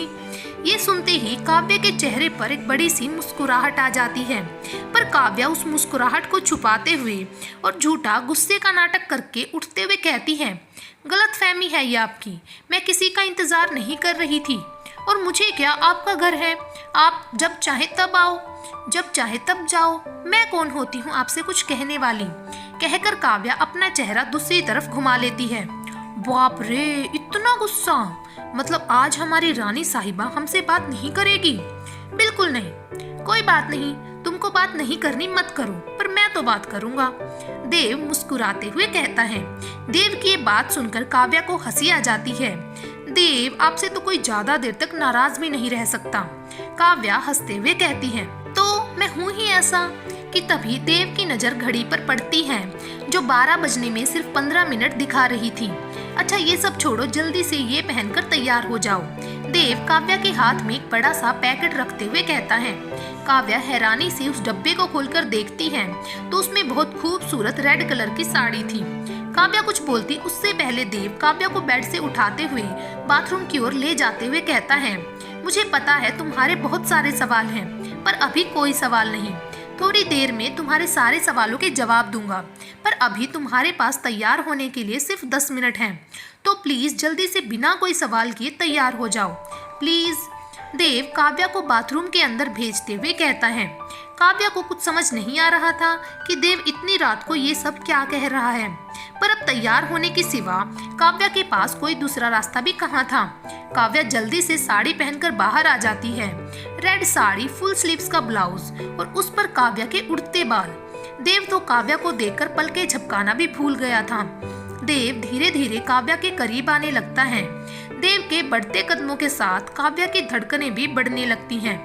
देव काव्या के बिल्कुल करीब आ जाता है और झटके से काव्या को अपनी गोद में उठा लेता है और काव्या को उसके रूम से बाहर ले जाने लगता है।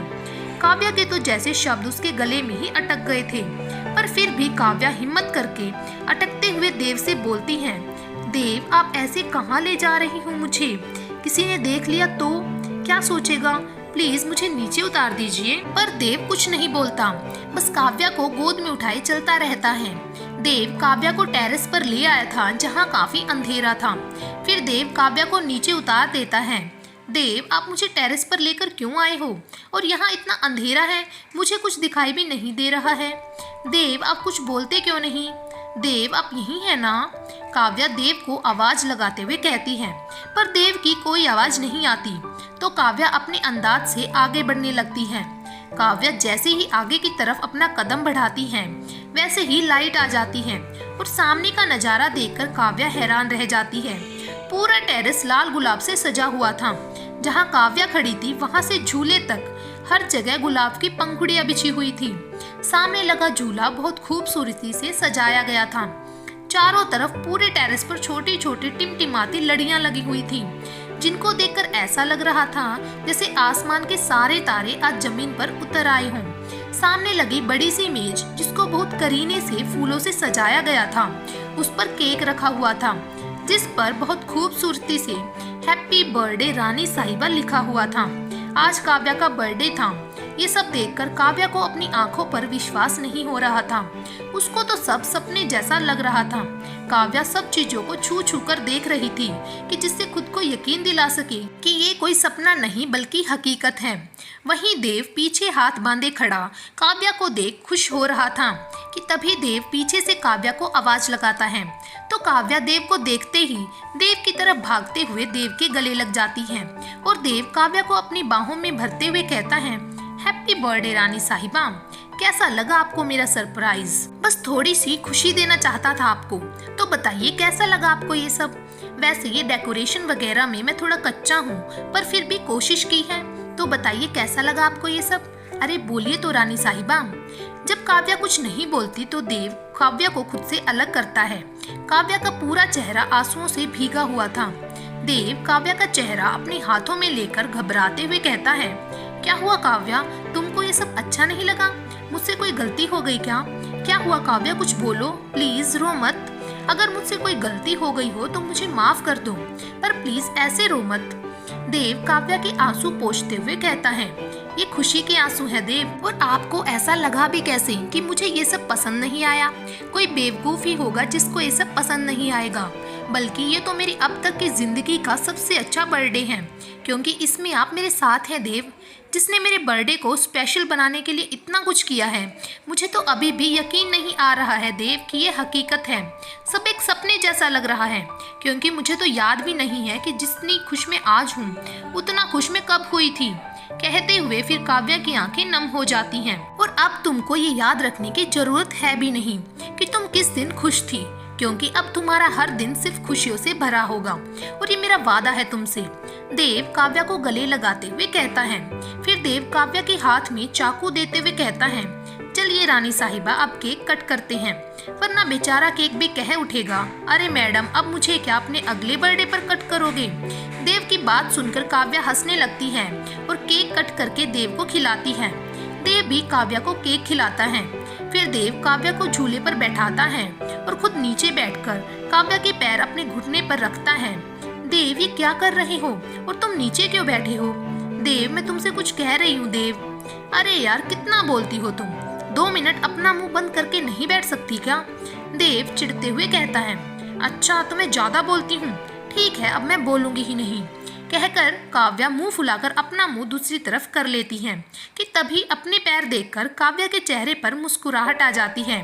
क्योंकि देव ने काव्या के पैरों में ही बहुत सारे घुंघरुओं वाली पायल पहनाई थी, जिसे पहनते ही काव्या खुशी से उछलते हुए कहती है, देव, आपको कैसे पता चला कि मुझे घुंघरुओं वाली पायल पसंद है? आपको पता है, पापा हर साल मेरे लिए ऐसी ही पायल लेकर आते थे। अब आपके होने वाले पति हैं, तो आपके बारे में इतनी जानकारी तो रखनी पड़ेगी ना। देव काव्या को खुश देखकर मुस्कुराते हुए कहता है कि तभी बारिश शुरू हो जाती है, पर आधे टेरेस पर शेड था, तो दोनों को भीगने की कोई चिंता नहीं थी। बारिश की आवाज सुनते ही काव्या बिल्कुल छोटे बच्चों की तरह चहकते हुए कहती है, देव, बारिश शुरू हो गई है, चलो ना भीगते हैं, चलो ना देव। नहीं काव्या, बारिश बहुत तेज है और तुम भीगोगी तो बीमार हो जाओगी। आप कितने बोरिंग हो देव, आप मत जाओ, मैं तो जा रही हूँ बारिश में भीगने, आप यहीं रहो। फिर काव्या शेड के नीचे से निकलकर बारिश में भीगने लगती है और बारिश की बूंदें काव्या को भिगाने लगती हैं। काव्या भी उन बूंदों के साथ बिल्कुल किसी छोटे बच्चे की तरह खेल रही थी। कभी वो बारिश की बूंदों को अपनी हथेली पर इकट्ठा करती, तो कभी अपने दोनों हाथों को फैलाकर उन बारिश की बूंदों को अपने चेहरे पर महसूस करती, तो कभी नीचे जमा हुए पानी पर कूदने लगती। बारिश की बूंदों के साथ काव्या की पायल की झनकार ऐसी लग रही थी जैसे दोनों आपस में जुगलबंदी कर रही हो। आज काव्या बहुत खुश थी। आज उसके चेहरे पर कोई दर्द नहीं था, थी तो बस एक प्यारी सी मुस्कान। वहीं देव दीवार से अपनी पीठ लगाए काव्या को खुश देखकर मुस्कुरा रहा था, क्योंकि आज से पहले देव ने भी काव्या को इतना खुश कभी नहीं देखा था। काव्या को बारिश में भीगते हुए काफी देर हो गई थी, तो देव काव्या को वापस बुलाने के लिए आवाज लगाता है, पर काव्या तो अपनी ही धुन में थी। वो तो आज दिल खोलकर बारिश का मजा लेना चाहती थी। उसको देव की आवाज भी सुनाई नहीं दे रही थी। बहुत बार आवाज देने के बाद भी जब काव्या देव को नहीं सुनती, तो देव खुद ही काव्या के पास चला जाता है और काव्या को खींचते हुए अपने करीब ले आता है। ये सब इतना अचानक होता है कि काव्या कुछ समझ ही नहीं पाती। काव्या देव के बिल्कुल करीब थी। देव ने कमर से काव्या को पकड़ा हुआ था। देव के हाथों की गर्मी काव्या के शरीर में एक सिहरन पैदा कर रही थी। बारिश की आवाज के साथ दोनों एक आवाज और भी सुन पा रहे थे, और वो थी दोनों के जोरों से धड़कते दिलों की। देव की गर्म सांसें काव्या अपने चेहरे पर महसूस कर रही थी। देव को अपने इतना करीब पाकर काव्या बिल्कुल जम सी गई थी। ठंड से उसके होंठ थरथरा रहे थे। पानी की बूंदें काव्या के चेहरे पर बिल्कुल मोती की तरह चमक रही थी। देव तो काव्या की आंखों में ही खो गया था। उसको याद ही नहीं था कि वो काव्या के पास क्यों आया था। धीरे धीरे देव के होंठ काव्या की तरफ बढ़ने लगती हैं और काव्या के गालों पर ठहरी हुई बारिश की बूंदों को पी लेते हैं, जिससे काव्या शर्मा जाती है और देव से दूर जाने लगती है। तो देव फिर काव्या को अपने करीब खींच लेता है और काव्या को गोद में उठाकर नीचे उसके रूम में ले जाता है और काव्या को उसके बेड पर बैठा देता है। अब काव्या के साथ साथ देव भी बारिश में पूरी तरह से भीग गया था, पर देव तो अभी भी काव्या में ही खोया हुआ था। देव धीरे धीरे काव्या के करीब आने लगता है, तो काव्या अपने आप में ही सिमट जाती है। देव काव्या के करीब आकर उसके कान के पास आकर मुस्कुराते हुए कहता है, मैं अपनी हद जानता हूँ रानी साहिबा, अगर आपको इस तरह नीचे ना लाता तो आप तो पूरी रात बारिश में ही भीगती रहती, जिससे आप बीमार हो जाती, और आप तो जानती हैं मैं आपको तकलीफ में नहीं देख सकता। इतना कहकर देव काव्या से दूर जाने लगता है कि तभी काव्या देव को पकड़कर अपनी कांपती हुई आवाज से कहती है, देव, मुझे आप पर खुद से भी ज्यादा भरोसा है। आपके साथ तो मैंने अपना पूरा फ्यूचर देख रखा है, बस आप मुझे कभी अकेला छोड़कर मत जाना।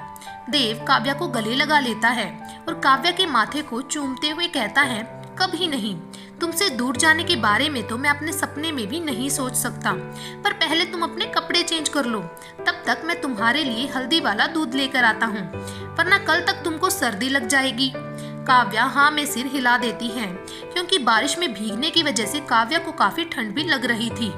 देव काव्या के लिए दूध लेने नीचे किचन में चला जाता है और काव्या अपने भीगे हुए कपड़े चेंज करने बाथरूम में चली जाती है। देव काव्या के लिए हल्दी वाला दूध लाकर उसके कमरे में आता है, पर तब तक काव्या सो चुकी थी। देव दूध वहीं टेबल पर रखकर काव्या को कंबल उड़ा देता है कि तभी देव की नजर काव्या के हाथ पर पड़ती है। काव्या देव की दी हुई पायल अपने सीने से लगाकर सोई हुई थी। ये देखकर देव के चेहरे पर मुस्कुराहट आ जाती है। देव काव्या के हाथ से वो पायल छुड़ाने की कोशिश करता है, पर काव्या उसको इतना कसकर पकड़कर सोई थी कि उसको काव्या के हाथ से निकालना बहुत मुश्किल था। देव काव्या के माथे को चूमते हुए कहता है, आई लव यू रानी साहिबा। बस आपके चेहरे की ये मुस्कुराहट हमेशा ऐसे ही बनी रहे। और सही में काव्या के चेहरे पर एक बड़ी सी मुस्कुराहट थी। देव काव्या के रूम की लाइट्स ऑफ करके अपने रूम में चला जाता है। देव भी अपने रूम में जाकर कपड़े चेंज करके सो जाता है।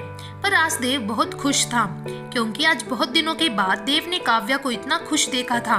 पर वो ये नहीं जानता था कि खुशियों को ही सबसे ज्यादा नजर लगती है। अगली सुबह काव्या गुलाबी रंग का हल्की हल्की कढ़ाई वाला पटियाला सूट पहनती है, जो काव्या पर बहुत प्यारा लग रहा था। काव्या तैयार होकर नीचे आती है तो नीचे सब काव्या का ही इंतजार कर रहे थे। काव्या सबसे पहले आकर सरिता जी और महेश जी के पैर छूकर उनका आशीर्वाद लेती है, तो दोनों काव्या को उसके जन्मदिन की शुभकामनाएं देते हैं। देव तो दूर खड़ा बस एक टक काव्या को ही निहार रहा था, क्योंकि आज काव्या के चेहरे पर एक अलग ही नूर था। आज उसके चेहरे की वो मुस्कुराहट किसी को भी उसका दीवाना बनाने के लिए काफी थी, और देव तो आज उसमें ही खो गया था। सरिता जी काव्या के कान के पीछे काजल लगाते हुए कहती है, जन्मदिन की शुभकामनाएं बेटा, भगवान तुमको दुनिया की सारी खुशियां दे और तुमको किसी की नजर ना लगे। थैंक यू माँ। और माँ, जब आपका आशीर्वाद मेरे साथ है तो मुझे किसी की नज़र भला कैसे लग सकती है। काव्या की नजरें अभी भी देव पर नहीं गई थी, क्योंकि वो उनसे काफी पीछे पिल्लर के पास खड़ा था। काव्या चारों तरफ नजर घुमाकर देखती है तो सामने से देव उसको ही देखकर मुस्कुराता हुआ दिखता है। देव को इस तरह अपनी तरफ देखता पाकर काव्या शर्मा जाती है। फिर काव्या को सलोनी का ध्यान आता है, क्योंकि वो भी सुबह से उसको नहीं दिखी थी और ना ही कल रात को वो काव्या को विश करने आई थी। काव्या जल्दी से सलोनी के रूम में जाकर देखती है, पर सलोनी अपने रूम में भी नहीं थी। वो सलोनी के रूम के बाहर आकर सरिता जी के पास आकर कहती है, माँ, आपने सलोनी को कहीं देखा? वो यहाँ भी नहीं है और अपने रूम में भी नहीं है। काव्या परेशान होते हुए कहती है। काव्या को परेशान देख देव काव्या के पास आकर कहता है, क्या हुआ काव्या? देव अपनी बात पूरी करता उससे पहले ही काव्या बोल पड़ती है, देव, आपने सलोनी को देखा? वो यहाँ भी नहीं है, अपने रूम में भी नहीं है। वो आपको कुछ बोलकर गई है क्या? नहीं काव्या, मैंने भी सुबह से उसको नहीं देखा। पर तुम परेशान मत हो सकता है विक्की के साथ तुम्हारे लिए कोई गिफ्ट लेने मार्केट तक गई हो। कि तभी सामने से विक्की हाथ में बुके लिए काव्या के पास आकर उसको बुके देते हुए कहता है, हैप्पी बर्थडे भाभी। Thank you Vicky. विक्की, सलोनी कहाँ है? काव्या विक्की से बुके लेते हुए कहती है, सलोनी तो भाभी यहीं घर पर होगी। मतलब वो तुम्हारे साथ नहीं गई थी? नहीं भाभी, बल्कि सलोनी ने तो कल मुझे आपके लिए चॉकलेट लाने के लिए कहा था। वो कह रही थी कि दी को चॉकलेट बहुत पसंद है, तो मुझे लाने के लिए कहा था। तुमसे ये सब सलोनी ने कब कहा विक्की? काव्या घबराते हुए कहती है, कल शाम खाना खाने के बाद। काव्या का फोन बार बार बज रहा था, पर अननोन नंबर देखकर वो बार बार फोन काटे जा रही थी, क्योंकि सलोनी को लेकर वो वैसे ही परेशान थी। पर बार बार आते उस फोन से काव्या को झुंझलाहट होने लगती है। वो गुस्से में फोन उठाकर चिल्लाते हुए कहती है, हेलो, कौन है? क्यों परेशान कर रखा है? पर सामने से आई आवाज सुनकर काव्या चौंक जाती है, क्योंकि वो आवाज आकाश की थी। क्या जान, मैं कहाँ तुमको परेशान कर रहा हूँ? परेशान तो तुमने कर रखा है मुझे। तुमको पता है मैं तुमको कितना मिस कर रहा हूँ, पर तुम हो कि मुझसे मिलने भी नहीं आती। अब मेरी जान मुझसे मिलने नहीं आ रही है, तो मैं अपनी जान की जान को अपने पास ले आया हूँ। अब तो मेरी जान मुझसे मिलने आएगी ना? तुमको पता है जान, बेचारी तुम्हारी बहन कल से कितना तड़प रही है तुमसे मिलने के लिए, बिल्कुल वैसे ही जैसे मैं तड़प रहा हूँ। और अगर अपनी बहन को बचाना है तो 1 घंटे में मेरे बताए हुए एड्रेस पर पहुँच जाना, वरना तुम मेरा पागलपन तो जानती ही हो, मैं कुछ भी कर सकता हूँ। सिर्फ 1 घंटा है तुम्हारे पास। कहकर आकाश बेशर्मी से हंसते हुए फोन रख देता है। काव्या वहीं सोफे पर निढाल होकर बैठ जाती है। उसकी आंखों से लगातार आंसू बहने लगते हैं। काव्या को इस तरह देखकर देव काव्या को संभालते हुए कहता है, काव्या, क्या हुआ? तुम रो क्यों रही हो? विक्की गया है ऊपर सलोनी को देखने। सलोनी घर पर ही होगी, तुम चिंता मत करो। नहीं देव, सलोनी घर पर नहीं है। नहीं है सलोनी घर पर। काव्या के चेहरे पर कोई भाव नहीं थे, बस आंखों से आंसू लगातार गिर रहे थे। मतलब तुमको पता है कहाँ है सलोनी? साफ साफ कहो काव्या, तुम कहना क्या चाहती हो? और तुम्हारे पास अभी किसका फोन आया था? देव, सलोनी को आकाश ने किडनैप कर लिया है। इतना कहते ही काव्या देव के गले लगकर फूट फूट कर रोने लगती है। ये सुनते ही देव चौंक जाता है। क्या? पर तुमको कैसे पता काव्या कि आकाश ने ही सलोनी का किडनैप किया है? अभी जो कॉल आया था वो आकाश का ही था। उसने कल रात ही सलोनी को किडनैप कर लिया था और सलोनी को छोड़ने के बदले वो मुझे चाहता है।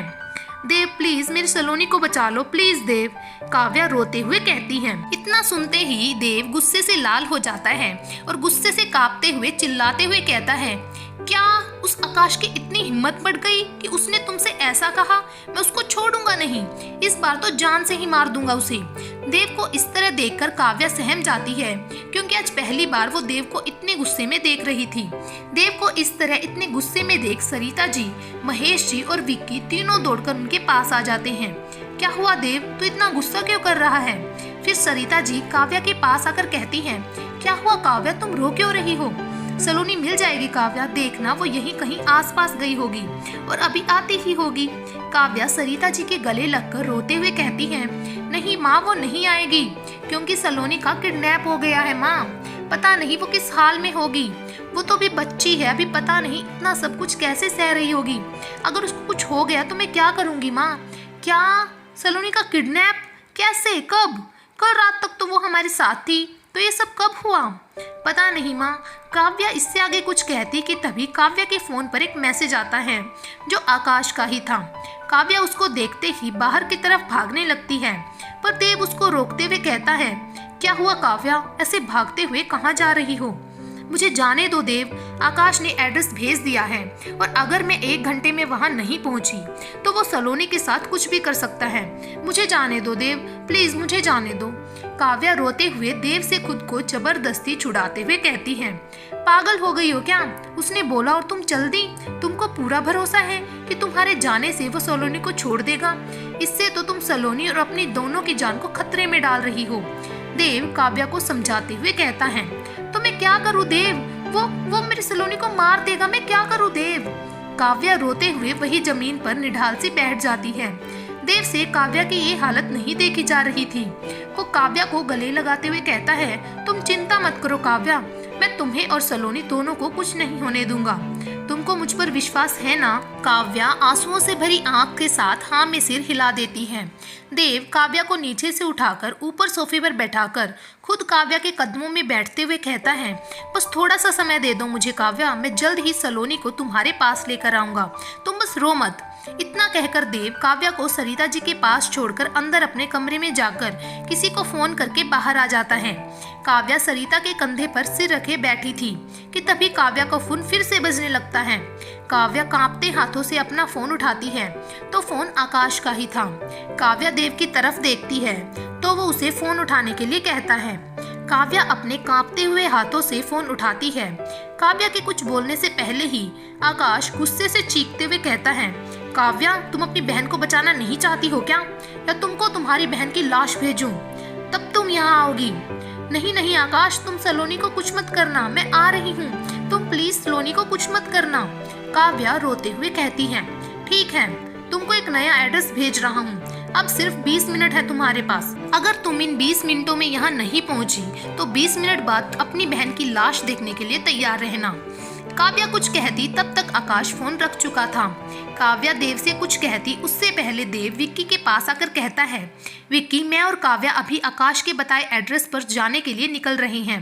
तू हमें थोड़ा पीछे रहकर फॉलो करेगा और हमसे थोड़ी दूरी बनाकर रखेगा, और जैसे जैसे ही सलोनी को वो छोड़ेगा तो तभी वहाँ से 15 मिनट दूर एक पुलिस स्टेशन है, तू वहाँ जाकर उनको सब कुछ बताकर आकाश के ठिकाने पर लेकर आएगा और फिर सलोनी को लेकर वहाँ से निकल जाएगा। बाकी सब मैं संभाल लूंगा। ठीक है भाई। काव्या हैरानी से देव को देख रही थी क्योंकि उसने तो देव को कुछ भी नहीं बताया था, पर फिर भी देव को सब कुछ कैसे पता चला? काव्या को खुद की तरफ हैरानी से देखता पाकर देव मुस्कुराते हुए काव्या से कहता है, क्या हुआ रानी साहिबा, चलिए सलोनी को वापस घर लाते हैं और उस आकाश को भी तो उसके किए की सजा आपने ही तो देनी है। फिर देव अपने माँ पापा का आशीर्वाद लेता है और काव्या का हाथ पकड़कर उसको गाड़ी में बैठाकर वहाँ से निकल जाता है। वहीं विक्की भी थोड़ी दूर से देव की गाड़ी को फॉलो करने लगता है। 10 मिनट में ही देव और काव्या आकाश की बताई हुई जगह पर पहुँच जाते हैं, पर जैसे ही दोनों अंदर की ओर जाने लगते हैं वैसे ही 2 गुंडे पीछे से देव को कसकर पकड़ लेते हैं। देव काव्या जोर से चिल्लाते हुए जैसे ही देव को उन गुंडों से छुड़ाने के लिए जाने लगती है, वैसे ही आकाश काव्या का हाथ पकड़कर उसे अपने करीब खींच लेता है। आकाश को अपने इतना करीब पाकर काव्या डर के मारे कांपने लगती है। अरे अरे जान, तुम मुझसे डरती क्यों हो? मैं तुमको थोड़ी ना कुछ करूंगा। अरे मैं तो तुमसे प्यार करता हूँ और तुम हो कि मुझसे हर बार डर जाती हो। उस दिन भी तुम ऐसे ही डर कर बेहोश हो गई थी। पता है तुमको बेहोश देखकर मैं कितना डर गया था। मैं तो तुमको उसी दिन अपने साथ लेकर आना चाहता था, पर पता नहीं वो राधिका वहाँ कहाँ से आ गई और मुझे वहाँ से निकलना पड़ा। पर तुमको पता है जान, मुझे तुम्हारी कितनी फिक्र हो रही थी। आकाश अपना हाथ काव्या के चेहरे की ओर ले जाते हुए कहता है, पर तभी देव गुस्से से चीखते हुए कहता है, आकाश, काव्या को छूने की कोशिश भी मत करना, वरना मैं तेरा क्या हाल करूंगा तू ये सोच भी नहीं सकता। आकाश काव्या का चेहरा देव की तरफ करते हुए काव्या के कंधे पर अपना हाथ रखता है और जोर जोर से हंसते हुए कहता है, बस यही तड़प तो मैं देखना चाहता था तेरे चेहरे पर देव। तभी मैंने अपनी जान से ये नहीं कहा कि तुझे अपने साथ ना लेकर आए, और मुझे पता था तू काव्या को अकेले आने देगा नहीं, और तुझे यहाँ बुलाने का एक कारण ये भी था कि मैं तेरी ये तड़प देखना चाहता था। तुझे पता नहीं तुझे ऐसे देखकर मुझे कितना मजा आ रहा है। आज जब मैं अपनी जान को तेरी आंखों के सामने से लेकर जाऊंगा और तू जब चाहकर भी कुछ नहीं कर पाएगा, तब वो तेरी चीखें मेरे दिल को कितना सुकून पहुंचाएगी, मैं तुझे बता नहीं सकता। फिर आकाश देव के पास जाकर उसका गला पकड़ते हुए कहता है, पर पहले मैं तुझे भी उतना दर्द दूंगा जितना तूने मुझे पिछले दिनों में दिया है। मौत से भी बदतर जिंदगी जी है मैंने इन दिनों, वो भी तेरी वजह से। कहीं बाहर नहीं आ पा रहा था, बस एक कमरे में पड़े पड़े पागल हो गया था मैं। अब तू भी बिल्कुल उसी तरह तड़पेगा जिस तरह मैं तड़पा था। कि तभी काव्या आकाश के पास आकर हाथ जोड़ते हुए कहती है, प्लीज आकाश, देव और सलोनी को छोड़ दो। अब तो मैं तुम्हारे पास आ गई हूँ ना, अब तो मुझे सलोनी से मिलवा दो प्लीज आकाश। आकाश काव्या के आंसू पोंछने को अपना हाथ आगे बढ़ाता है कि तभी काव्या 2 कदम पीछे हो जाती है। आकाश अपना हाथ नीचे करते हुए कहता है, तुम रो मत जान, मैं अभी तुमको सलोनी से मिलवाता हूँ, बस तुम रो मत। आकाश अपने आदमी को आवाज लगाता है तो वो सलोनी को अपने साथ लेकर वहाँ आ जाता है। सलोनी के दोनों हाथ बांधे हुए थे और उसकी आंखों पर भी पट्टी बंधी हुई थी। सलोनी को अपने सामने देखते ही काव्या दौड़ते हुई सलोनी के पास जाने लगती है, पर बीच में ही आकाश काव्या का हाथ पकड़कर उसे रोकते हुए कहता है, ना ना जान, मैंने सिर्फ देखने के लिए कहा है, उसके पास जाने के लिए नहीं। प्लीज आकाश, एक बार मुझे सलोनी से मिलने दो प्लीज, काव्या रोते हुए कहती है। काव्या की आवाज सुनते ही सलोनी रोते हुए कहती है, दी आप यहाँ हो? दी प्लीज मुझे बचा लो, ये लोग कौन है दी? मुझे बहुत डर लग रहा है दी, प्लीज मुझे यहाँ से घर ले चलो दी, मुझे घर जाना है। हाँ सलोनी, मैं तुझे लेने ही आई हूँ, तू डर मत, तेरी दी यही है तेरे पास। अरे क्या जान, क्यों झूठी तसल्ली दे रही हो तुम बच्ची को? क्योंकि यहाँ से तो सिर्फ ये जाएगी, तुम तो मेरे साथ जाओगी ना। आकाश बेशर्मी से हंसते हुए कहता है कि तभी सामने से देव के हंसने की आवाज आती है। आकाश के साथ साथ काव्या भी देव को इस तरह हंसते देख हैरान थी। अबे पागल हो गया है क्या? मैं काव्या को अपने साथ ले जाने की बात कर रहा हूँ और तू है कि पागलों की तरह हंस रहा है। ये सुनकर देव और जोर जोर से हंसने लगता है। अब आकाश को देव का हंसना नागवार गुजरता है और वो अपने गुंडों से देव को मारने के लिए कहता है। ये सुनकर देव को पकड़कर खड़े गुंडे भी हंसने लगते हैं। फिर देव हंसते हुए कहता है, अरे बस बस, अब बेचारे को ज्यादा परेशान नहीं करते, वरना कहीं सोच सोच कर इसका छोटा सा दिमाग फट ना जाए। देव उन दोनों आदमियों से अपना हाथ छुड़ाते हुए कहता है, अब बेचारे को ज्यादा गलत फहमी में नहीं रखते। अरे इसकी गलत फहमी दूर करो। आकाश हैरान सा उन तीनों को देख रहा था कि तभी उन दोनों में से एक आदमी जाकर सलोनी को आकाश के आदमी से छुड़ाता है। वैसे ही सलोनी भागकर काव्या के गले लग जाती है कि तभी पहला आदमी बोलना शुरू करता है, क्या आकाश, जब हमको सर ने तेरे बारे में बताया था तब हमको लगा था कि तुझे पकड़ना हमारे लिए थोड़ा मुश्किल होगा। हम तो तुझे शातिर सोच रहे थे, पर तेरे से बेवकूफ इंसान मैंने आज तक नहीं देखा, और तेरे से भी ज्यादा बेवकूफ तो वो तेरे गुंडे हैं। क्या सर्कस से लेकर आया था क्या उनको? मैंने उनको सिर्फ इतना कहा कि यहाँ किसी ने बॉम्ब प्लांट किया है, और वो तो इतना सुनते ही वहाँ से 9-2-11 हो गए, और उनके जैसा ही बेवकूफ निकला तू। तुझे हमने सिर्फ इतना कहा कि बाहर पुलिस आई है और तू भी मान गया और वहाँ से भागने को भी तैयार हो गया। इतना खौफ पुलिस का? हमें तो लगा था कि तुझे वहाँ से यहाँ लाने में हमें पता नहीं कितने पापड़ बेलने पड़ेंगे, पर तुझे पागल बनाना तो हमारे लिए क्या, किसी छोटे से बच्चे के लिए बहुत आसान था। और अभी ये सब नाटक इसीलिए था क्योंकि सलोनी हमारे सामने नहीं थी। और सर, आपने इसको शातिर बताया था, पर हमने तो इससे बड़ा डरपोक आज तक नहीं देखा। देव हंसते हुए कहता है, अरे जब इंसान के दिल में चोर होता है तो वो सामने पड़ी नकली के सांप से भी डरकर भाग जाता है। फिर देव आकाश के पास जाकर उसका कॉलर पकड़ते हुए कहता है, तुझे क्या लगा था कि सारा खेल तेरा है? नहीं, बल्कि सारा खेल मैंने रचा था। तुझे मैंने पहले भी समझाया था कि काव्या से दूर रहना, पर तूने फिर भी मेरी काव्या को तकलीफ दी, उसको इतना परेशान किया, तो उसकी सजा तो तुझे मिलेगी ही।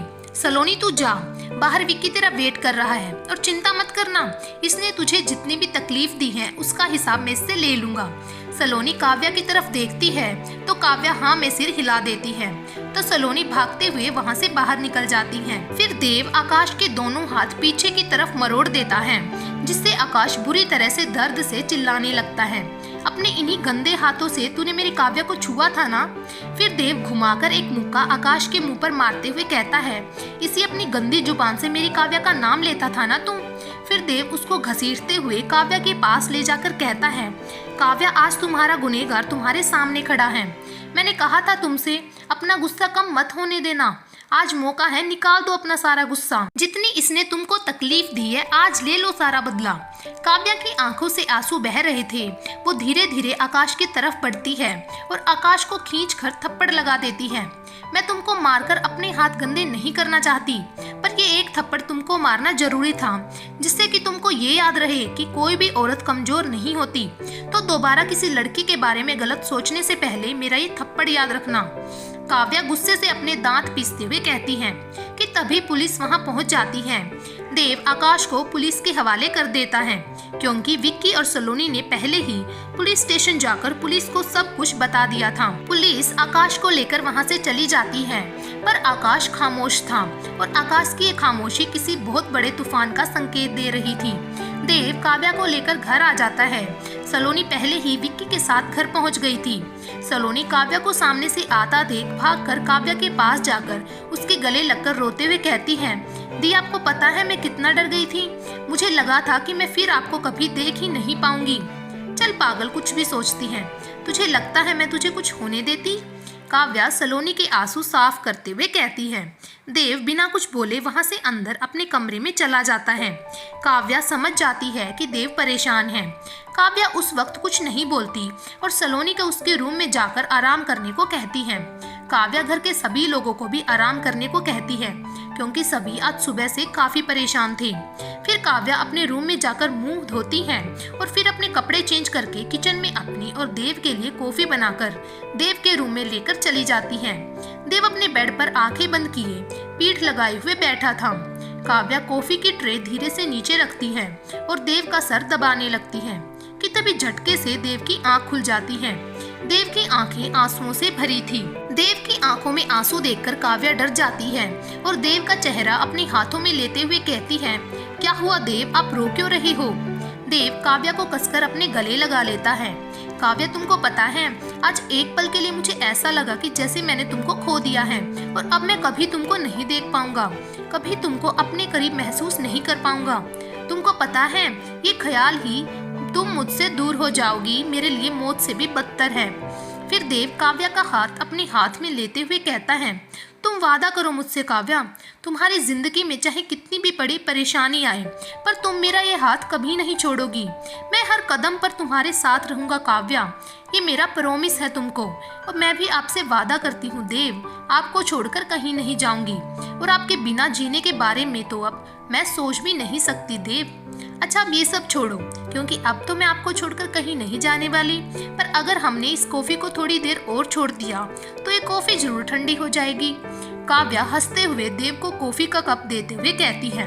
फिर दोनों एक साथ कॉफी पीने लगते हैं कि तभी बाहर से सरिता जी के जोर से चीखने की आवाज आती है।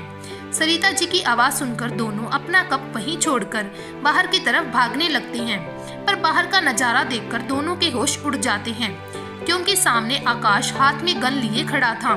उसको देखकर पता चल रहा था कि वो पुलिस से हाथापाई करके भागा है, क्योंकि उसके सारे कपड़े फटे हुए थे और उसको काफी चोटें भी लगी हुई थी। आकाश काव्या को अपने सामने देखते ही एक अजीब सी मुस्कुराहट हंसता है और गन काव्या की ओर घुमा लेता है। ये देखकर सब लोग डर जाते हैं क्योंकि सरिता जी की चीख सुनकर सब नीचे हॉल में आ गई थी। ये क्या कर रहे हो आकाश, पागल हो गई हो क्या? गन नीचे करो, अगर गन चल गई तो गोली काव्या को लग जाएगी। गन नीचे करो आकाश। देव आकाश पर चीखते हुए कहता है। आकाश बेटा, देव सही कह रहा है, गन नीचे कर लो वरना काव्या को गोली लग जाएगी। तुमको जो चाहिए वो ले लो पर गन नीचे कर दो। सरिता जी घबराते हुए पर आकाश को समझाते हुए कहती हैं, मुझे जो चाहिए था वो तो तेरे बेटे ने पहले ही मुझसे छीन लिया और तू मुझे अपना बेटा बना रही है। कुत्ते जैसी हालत कर दी तेरे बेटे ने मेरी। ना जी पा रहा हूँ ना मर रहा हूँ। इतनी कोशिश की इसे कि अपनी काव्या से दूर करने की, सोचा था काव्या को डराकर इसके सामने पागल साबित कर दूंगा तो ये काव्या को छोड़ देगा, पर नहीं। फिर सलोनी को किडनैप किया कि सलोनी को छुड़ाने के लिए मेरी जान आएगी और मैं उसे यहाँ से लेकर कहीं दूर चला जाऊंगा, पर नहीं, इसने मेरे सारे खेल पर पानी फेर दिया। आकाश गुस्से से चिल्लाते हुए गन देव की तरफ करते हुए कहता है, पर अब ये मेरे किसी खेल पर पानी नहीं फेर पाएगा क्योंकि अब मैं इससे अपनी जान को छीनकर इतना दूर ले जाऊंगा कि उसे देखने के लिए भी तरस जाएगा। आकाश बेशर्मी से हंसते हुए कहता है, जान क्या हुआ, अगर हम साथ नहीं जी सके तो हम साथ मर तो सकते हैं। आकाश काव्या की तरफ गन करते हुए कहता है। आकाश, देव चीखते हुए कहता है, देखो आकाश प्लीज ये गन नीचे कर लो, मैं अपनी पुलिस कंप्लेंट वापस ले लूंगा और तुमको जाने भी दूंगा और फिर तुमको जहां जाना है जा सकते हो, पर प्लीज ये गन नीचे कर लो प्लीज आकाश। देव आकाश के सामने हाथ जोड़ते हुए कहता है कि तभी काव्या देव के पास आकर उसका हाथ पकड़ते हुए कहती है, नहीं देव, आप इसके सामने हाथ नहीं जोड़ोगे, आप हम सबका अभिमान है और मैं इस गिरे हुए इंसान के आगे आपको हाथ नहीं जोड़ने दूंगी और अपनी वजह से तो बिल्कुल भी नहीं। और तुम बोलते रहते हो ना कि तुम मुझसे प्यार करते हो, पर ये प्यार नहीं है और ना ही प्यार जबरदस्ती करवाया जा सकता है। और क्या जानते हो तुम प्यार के बारे में? तुम ये कहते फिरते हो ना कि तुम मुझसे प्यार करते हो, पर तुमने मेरे साथ किया क्या? हमेशा सिर्फ मुझे तकलीफ पहुंचाई। ये था तुम्हारा प्यार कि तुम खुद ही अपने प्यार को आज यहाँ मारने आए हो। पर एक बात याद रखना आकाश, मैंने सिर्फ देव से प्यार किया है और अपनी आखिरी सांस तक सिर्फ देव से ही प्यार करूंगी। काव्या की आंखों से आंसू बह रहे थे। काव्या के मुंह से ये सब सुनकर आकाश गुस्से से पागल हो जाता है और काव्या की ओर गन पॉइंट करके उसका ट्रिगर दबा देता है। उस गोली की आवाज से एक हंसते खेलते घर में सन्नाटा छा जाता है, ऐसा सन्नाटा जो अब इस घर में रहने वाले हर इंसान की जिंदगी को बदलने वाला था, क्योंकि वो गोली चली तो आवाज के साथ थी पर किसी एक इंसान को चुप कर गई थी। आकाश ने गोली तो काव्या पर चलाई थी, पर काव्या को बचाने में वो गोली देव ने खुद पर ले ली थी। देव के पेट में गोली लगी थी और खून से लथपथ देव काव्या की आंखों से आगे बेजान सा जमीन पर पड़ जाता है। देव को इस हालत में देख काव्या वहीं जमीन पर बैठ जाती है। उसकी आंखों से लगातार आंसू बह रहे थे पर दिमाग बिल्कुल सुन्न हो गया था। सब भागकर देव के पास आते हैं। काव्या को सब इधर से उधर भागते हुए दिख रहे थे। वो भी देव को गले लगाना चाहती थी पर उसके हाथ पैर बिल्कुल पत्थर के हो गए थे। वहाँ क्या हो रहा है काव्या को जैसे कुछ समझ ही नहीं आ रहा था। वो बस एक टक देव के चेहरे को ही निहार रही थी कि तभी देव के घर पुलिस पहुंच जाती है। पुलिस के पकड़े जाने के डर से आकाश उसी गन से खुद को भी शूट कर लेता है। अब 7 साल बाद उत्तराखंड के खूबसूरत पहाड़ जो कोहरे से पूरी तरह ढके हुए हैं, उन पहाड़ों के बीच बसे खूबसूरत शहर में चीड़ के पेड़ों के बीच बने एक सुंदर से घर के बाहर लगी कुर्सी पे बैठकर एक लड़की बहुत गौर से सामने कोहरे से ढके पहाड़ों के बीच से निकलते सूरज को देख रही थी। पर उन खूबसूरत आंखों में सिर्फ उदासी थी और सूरज को तो वह इतने ध्यान से देख रही थी कि मानो उससे अपने जीने की वजह पूछ रही हो। और वो लड़की कोई और नहीं बल्कि काव्या ही थी। आज का भाग यहीं पर समाप्त करते हैं। बाकी की कहानी आपको मिलेगी भाग नंबर 25 में। तब तक के लिए हमसे जुड़े रहें और ऐसे ही प्यार बनाए रखें। धन्यवाद।